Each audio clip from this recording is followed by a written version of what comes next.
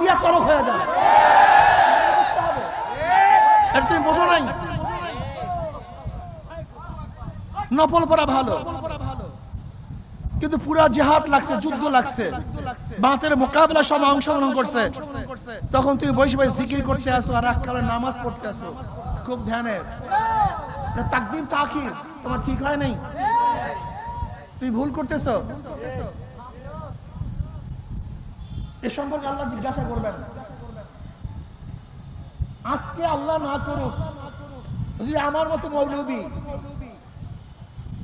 এই 5ই আগস্টের যুদ্ধ অবতীর্ণ না হইতাম, তা বলেন তো আলেমদের অবস্থা কি হইতো বলেন তো? ওই যে 71-এর ঘটনা আবার ঘটতো, ওই 71-এর ঘটনা আবার ঘটতো, আবার কয় বছর এই অপবাদের মধ্যে থাকতেন।